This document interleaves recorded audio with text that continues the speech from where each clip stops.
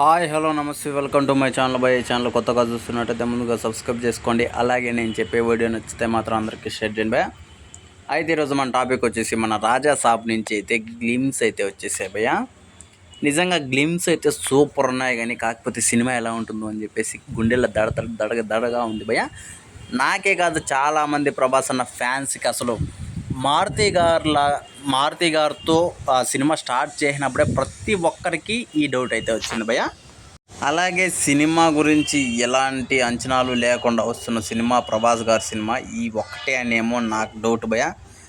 ఏమంటే ఇప్పుడున్న మార్కెట్లో ఆయన మినిమం 1000 కోట్లు కాబట్టి కొంచెం ఈ సినిమా ఒక రకంగా పోవచ్చు. కాకపోతే అక్కడ ఉన్నది మారుతి కాబట్టి కొంచెం భయపడాల్సిన అవసరం ఉంటుంది ఎంతైనా.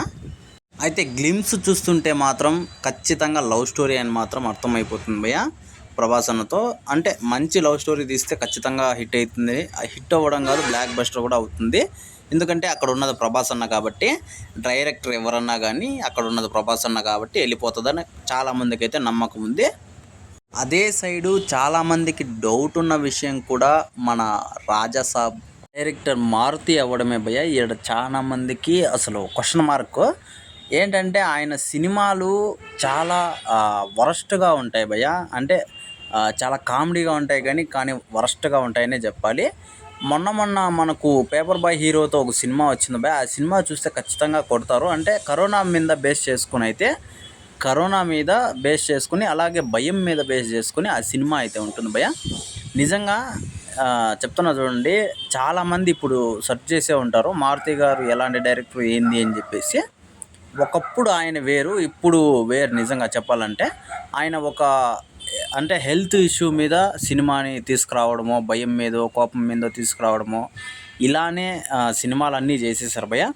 దానివల్ల చాలామందికి ఆయన అంటే కోపం ఉంది. ఎందుకంటే ఎక్కడికక్కడ ఆయన సినిమాలు చాలా ఇబ్బందిగా అనిపించే స్టేజ్కి అయితే వచ్చేసాయి భయ్య సినిమాలు.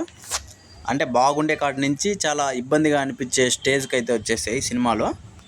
అలాంటి సిచ్యువేషన్లో ఉన్న టైంలో మన ప్రభాస్ అన్న మారుతి గారితో సినిమా అని చెప్పేసి ఒక అనౌన్స్మెంట్ అయితే వచ్చింది బాయ్. ఇది ఫేక్ న్యూస్ అని చాలామంది అయితే కొట్టిపడేశారు.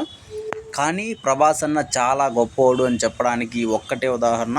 ఎందుకంటే అన్ని ఫ్లాప్లు ఉన్నా ఇచ్చిన మాట కోసం, డైరెక్టర్కి ఇచ్చిన మాట కోసం ఆయనతో సినిమా చేయడానికి మాత్రం ఒప్పుకోవడం నిజంగా హ్యాట్స్ ఆఫ్ అనే చెప్పాలి ప్రభాస్ అన్నకి. అయితే మారుతి గారు అన్ని సినిమాలు చేసినట్లే చేస్తారా ఈ సినిమాను కూడా, లేకపోతే వెరైటీగా చేస్తారా అని చెప్పేసి చాలామంది అయితే వెయిట్ చేస్తున్నారు భయ్య. ఒకవేళ అన్ని సినిమాలు చేసినట్టే కన్నా చేస్తే మాత్రం ఇంకా మారుతి గారిని ప్రభాస్ అన్న ఫ్యాన్స్ అయితే కొడతారేమో అని భయం వేస్తుంది నిజంగానే.